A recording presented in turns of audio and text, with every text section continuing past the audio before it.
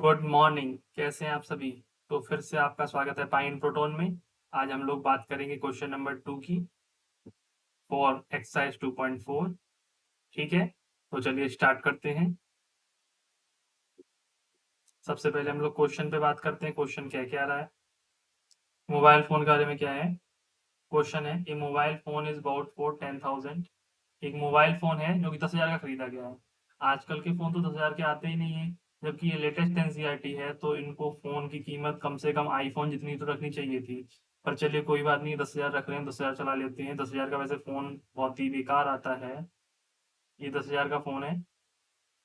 It value increase by 800 every year. उसकी 800 रुपए हर साल कीमत घट रही है, हर साल। ये तो आपको बात पता ही होगी कि पुराने फोन सस्ते हो जाते हैं। क्यों हो जाते हैं? क्योंकि आप उसको इस्तेमाल करते हो, उसका क्या करते हैं, उसको उसका स्टोरेज यूज करते हो, उसका कैमरा यूज करते हो, उसको गिराते हो, तोड़ते हो, फोड़ते हो, तो उसकी कीमत तो घटेगी। खरीदने के तुरंत बाद घट जाती है। तो इस हिसाब से जो 10,000 का हमने फोन खरीदा था, उसकी साल दर साल कीमत घटेगी।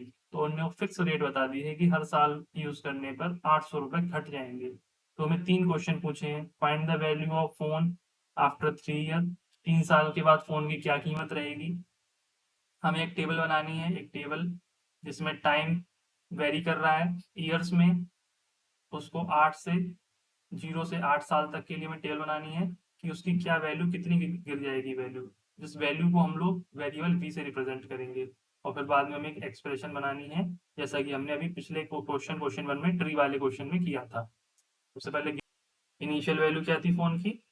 10,000 रुपये। 10,000 रुपये दे के आपने ये फ़ोन खरीदा था। उसकी वैल्यू हर साल घटेगी, जैसे जैसे आप इस्तेमाल करें। कितनी घट रही है हर साल? 800 घट रही है। ओके। और जो टाइम वेरी कर रहा है साल में, उसको हमने टी मान लिया है। और जो वैल्यू होगी हर साल, हर साल के बाद, उसको हमने वी मान लिया है। ओके। तो जैसा कि अभी आपने ट्री वाले क्वेश्चन में किया था, वैसे ही इस क्वेश्चन में। तो जैसा कि आपने देखा, उसकी वैल्यू हर साल घटेगी। तो आपने सबसे पहले खरीदा 10,000 का, इनिशियल कॉस्ट 10,000, उसमें से घटेंगे 800। तो ये घटाने का साइन है माइनस। कितने महीने के लिए निकालना है? सबसे पहले 3 साल के लिए निकालने हैं। तो हर साल का एक एक एक एक, तो ऐसे करके यहाँ पर 3 का गुणा हो जाएगा। क्योंकि 3 साल का निकालने हैं, इसलिए 3 साल मतलब 3 बार 800 घटेंगे 10,000 में से। तो ये हो जाएगा 240, 2,400। और 10,000 में से 2,400 जाएंगे तो आंसर आएगा अपना 7,600। 3 साल बाद वो 10,000 फोन की कीमत कितनी रह जाएगी? अब हमें टेबल बनानी है। टेबल देखिए, पहले 0 साल से लेते हैं। अभी आपने तुरंत खरीदा है, 10,000 का रहेगा आपका फोन। अगले साल उसमें से 800 कम हो जाएंगे।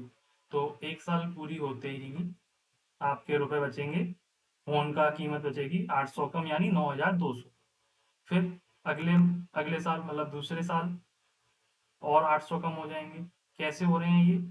इसी के हिसाब से होंगे। 10,000 फिक्स रहेगा, 800 हर साल फिक्स होंगे कटने।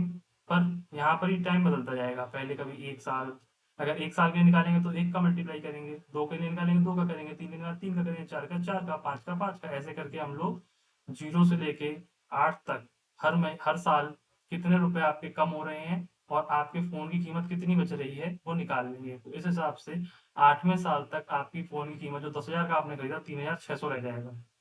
ओके। इसी से हम एक्सप्रेशन बनाएंगे कि ये 10,000 तो फिक्स है हमारा, 800 भी फिक्स है। क्या चेंज हो रहा है? टाइम। और क्या चेंज हो रहा है? एक और चीज, वैल्यू चेंज हो रही है। दो चीज चेंज हो रही है।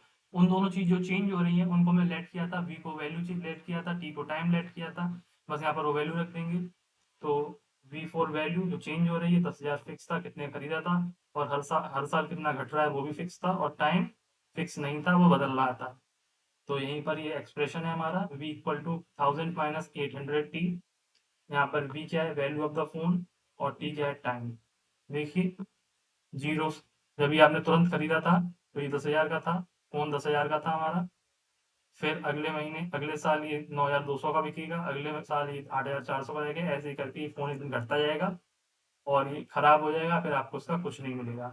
तो इस हिसाब से हमें समझ में आता है कि फ़ोन में इन्वेस्टमेंट करने से अच्छा आप लोग किसी अच्छी जगह पर इन्वेस्ट करें जिसमें रिटर्न अच्छा मिले। तो थैंक यू, मिलते हैं आने वाली क्लासेस में।